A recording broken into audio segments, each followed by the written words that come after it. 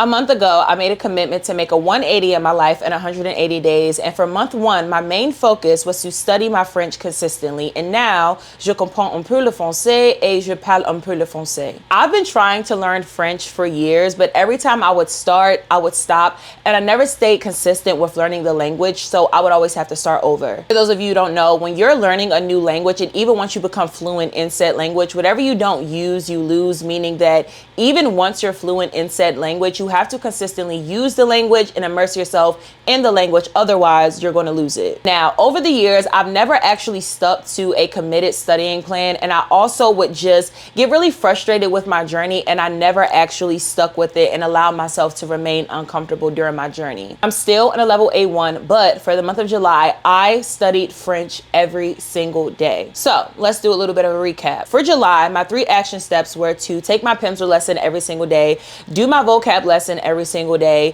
1.5 hours of immersion in French every single day, and to get a tutor about 6 to 9 times out of the month. I'll put my chart on the screen so you can see exactly what I did. The main thing that I stayed consistent with every single day this month was my vocab lesson. I did not miss a single day. Every single day this month, I took my vocabulary lesson. And towards the end of the month, I went from studying 20 words a day to 50 words a day. As far as my pencil lesson, I think I missed about 5 or 6 days throughout the entire month. And my reasoning doesn't matter because a reason is essentially an excuse. I missed 5 or 6 days, but this is the most consistent I have ever been with my pencil lesson. Pencil lesson is basically like a call and response type of learning. I'm hearing things and I have to kind of respond back and engage in a full-blown conversation. And the lessons are about 30 minutes long, minus the after part where I'm supposed to do like a reading lesson. As far as my immersion lesson, for the first half of the month, my way of immersing myself in the language was watching like vlogs, listening to French music, and watching French TV shows.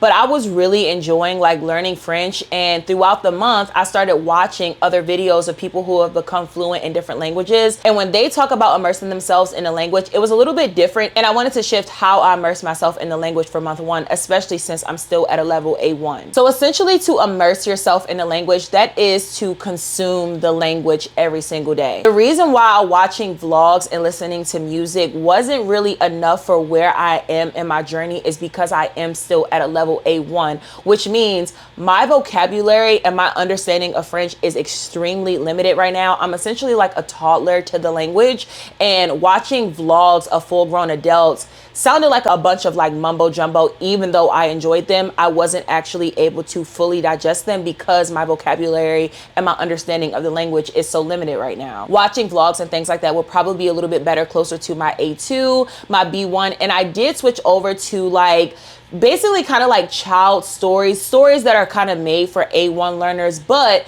when I was doing my research to actually get better and quicker at learning the language, one of the tips that I saw was to essentially come up with my own verbiage so that I can learn how to express myself. The point is, for the month of July, I did not miss a single day where I didn't learn French. I also have a French tutor who, for the first 3 weeks, I met with her twice a week. And then this past week, I met with her only once this past week. My French tutor said that I'm a very quick learner, and that just makes me very happy. But I am genuinely enjoying learning French. I'm not going to go into too many details about my entire French learning journey because this is about the whole 180 process as a whole and not just my individual specific goals. But if you would like French content and just videos on my process and my journey learning the language, let me know down below. Here's what I want to say about how I stay consistent during my month one of my 180 and 180. For one, habit stacking is my best friend, okay? For me, I noticed the days that I missed my pencil lesson was the days that I did not walk, because I would do my pencil lesson when I walk. It's just,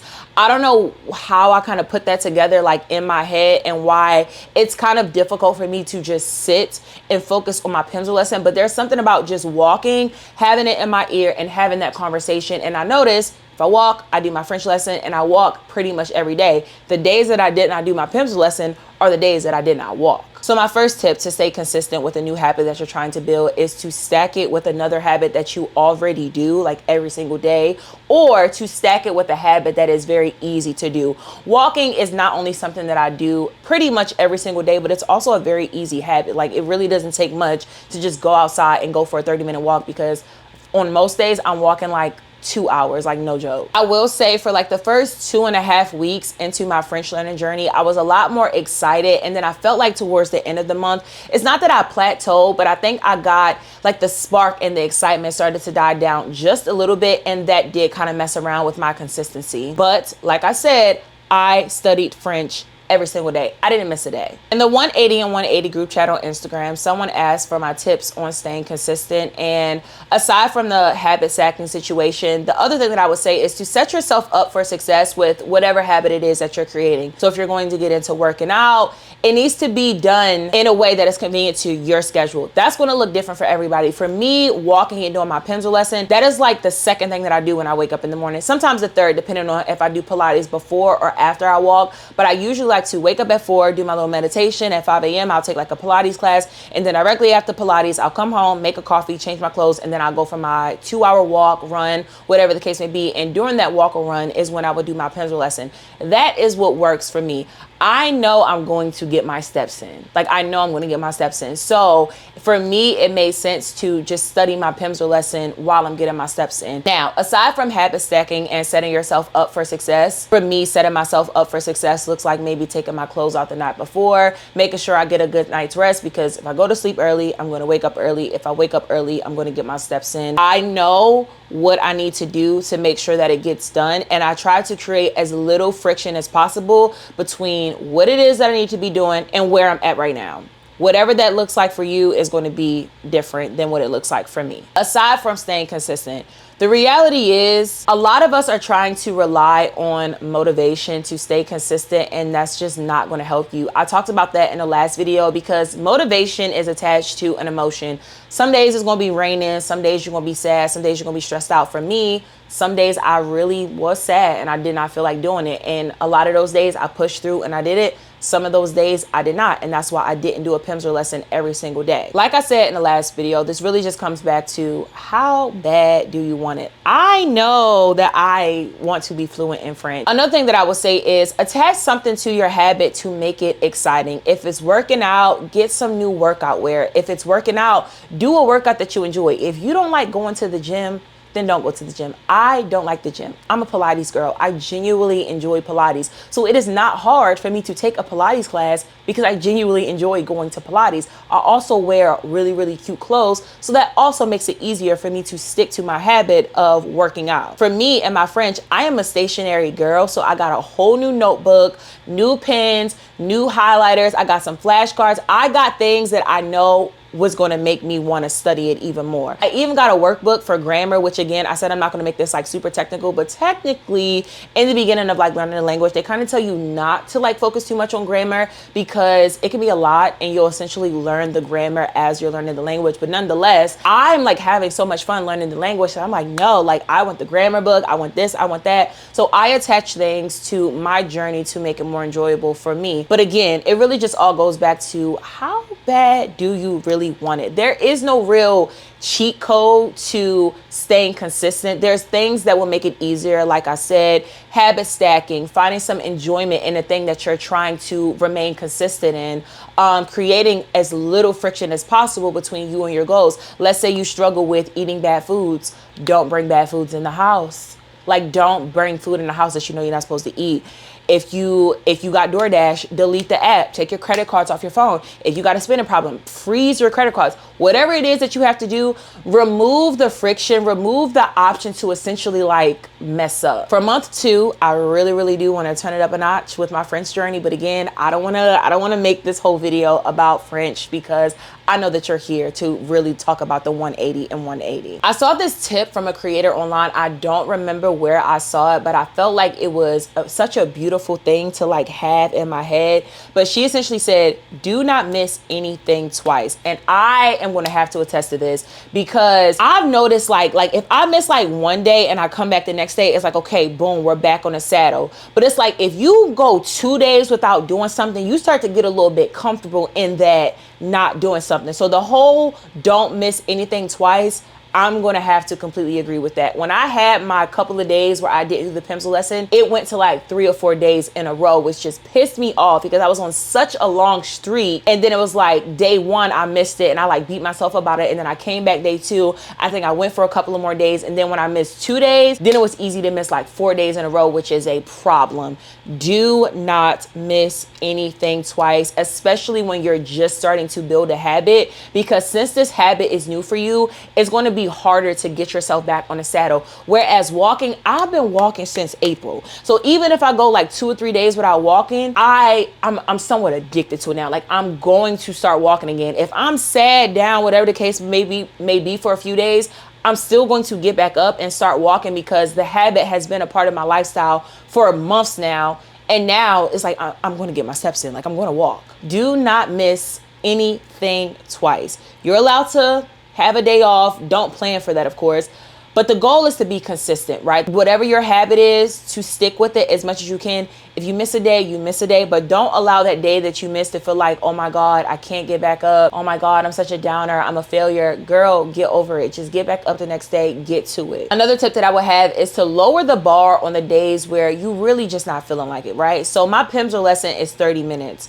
The days that I missed it, I just missed it. What I could have did was just did 5 to 10 minutes of it. 9 times out of 10, if I do 5 to 10 minutes of it, I'm probably going to end up doing the whole thing. But this whole all or nothing mentality is something that I feel like keeps a lot of us stuck. If your goal is to get in 10,000 steps a day, and you wake up and you just don't feel like doing 10,000, girl, get in 1,000, get in 2,000. Just get up and do a little bit of something. 9 times out of 10, you're going to end up doing a lot more than you initially planned. But this whole, oh my God, I gotta go all in. No, some days you might not have 100% to give. Some days you might only got 80. Some days you might only have 50%. The point is to remain consistent and to do something. So even though there were a few days where I did not take a pencil lesson at all, I never missed a vocab lesson. I never went a day where I was not putting some type of French in my brain. Now we have to talk about August and what the focus is this month. Originally, the goal for this month was for abundance to become my dominant vibration. However, I decided that my body, my fitness goal is actually going to be the focus for the month of August. So if you watched part 1, you know that one of my goals was to have my dream body. When I got serious about my weight loss journey in April, I was at 223 pounds. And that's pretty much the weight that I've been like floating at throughout my 20s. As of today, I am 197 pounds and I've been under 200 pretty much for the whole month of July. Not even pretty much. I did not go back to 200. Once I got under 200, babe, we stay under 200, but I've just kind of been floating around like 195, 196, 197. That's kind of where I've been floating and I haven't been like going down. I could have been at 190 by the end of July, but I was not focusing on this goal for this month. And I decided that for August, I want to be at 185 by the end of August. We might even can go a little bit lower. We might can go down to like 183, but the goal is to be at 185 by the end of August. So what are my action steps for having my dream body? And for the record, my goal weight is 170, 160. I won't know for sure. Once I get to 170, I'll decide, we love our body like this. Let's stay at 170, or I'll decide if I want to go down another 10 pounds. But just for the month of August, again, the goal is to get down to 185. Now, my action steps, it's very simple. It's what I've been doing these past couple of months, but just making sure that I'm actually really staying consistent. For one, it is getting my steps in every single day. When I first started getting my steps in, the goal was like 10,000 steps a day, which is about 4.25 miles for me. Most days these days, I like to do like 6 miles minimum, but if I'm really feeling it, 8 miles. Steps, cardio is really like the most important thing because that's what's going to really shred those pounds. Aside from that, it's Pilates. And if I'm being honest, Pilates is more for like mental health. At least that's where it started for me because I genuinely enjoy Pilates. But something that I've been focusing on lately is really showing up in Pilates and like not just using it for like mental health, but really wanting to see a full transformation in my body. Now I'm shredding all these pounds, but I don't want to be soft skinny. I want to look like I go to Pilates 5 to 6 days out the week. Because I do go to Pilates 5 to 6 days out the week. So when I'm in class and, you know, we have our reps and they're counting, I'm like pushing myself now and I'm not allowing myself to like give up before I can. I'm essentially pushing myself past my limit because once I lose the rest of this body fat, I want to look toned. Like I want my arms to be toned. I want a cute little like snatched tummy. Like, I don't want crazy abs, but I want to look like, again, I go to Pilates 5 to 6 days out the week. So while I'm in class, like I said, these days, I'm really focusing on mind to muscle connection and really make sure that I am pushing myself beyond my limit. Another thing that I've been focusing on is flexibility. I want to be limber. Like, I'm 29, my knees be cracking. I want to be able to do a split. I'm not focusing too much this month on actually trying to master a split, but I do want to be more limber and flexible. So at my Pilates studio, they also offer yoga classes, and I've been taking yoga. The last week I just did one class, but I want to probably take yoga like 2 days out the week to really just focus on, again, flexibility. And then the last thing is, last year, I ran a 5K for the first time. I have never been a runner, but I trained, and last year I was able to run a 5K. I am currently training for a 10K, and the reason it is, for one, running is extremely addictive. It is very, very therapeutic. But if I'm being honest, my main reason that I want to get back into running over walking is because it takes me like 2 hours every morning to get all of my steps in because I am walking. I figured if I can run 6 miles instead of walking 6 miles, I can get my time cut in half.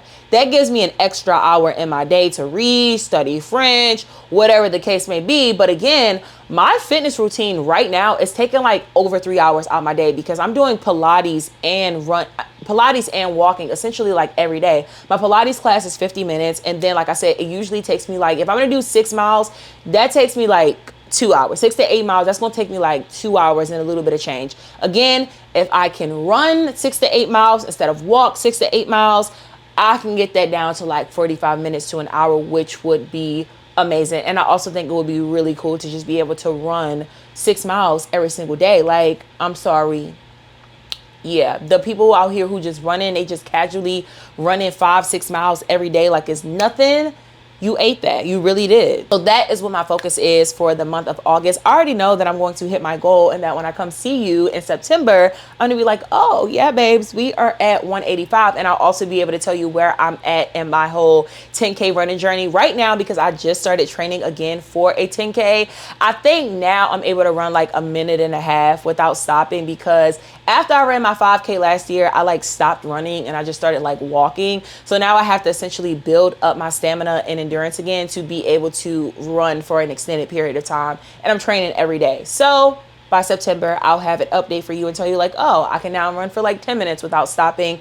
However many miles that is, depends on how fast I am. Nonetheless, that is what the focus is for the month of August. And of course, continuing with my French. It's like not a game. I can't wait to come back and tell you like next month, see how much better I am at like speaking French. And this month, again, although the focus is my body, I want to turn it up with my French. I want to make more progress in the month of August than I did in the month of July. I just want to see a little bit more progress than where I'm at. I am proud of my progress, but I can say I can be a little bit hard on myself sometimes. I'm okay with that. Diamond makes pressure, pressure makes diamonds, whatever the case may be. Yeah. So we are about 1/6 of the way into our 180 and 180. I am feeling good. I am feeling excited. Let me know down below what your first month has been like in your 180 and 180 journey. Again, I am so excited. I am proud of my progress, but next month, I want to be more excited. I want to be more proud of my progress. I want to have more good news to you. And I want to come back and be like 10 pounds lighter than I am today, period. I love you so much. I am genuinely enjoying this journey. I hope that you are too. And I love you. I will see you in the next video.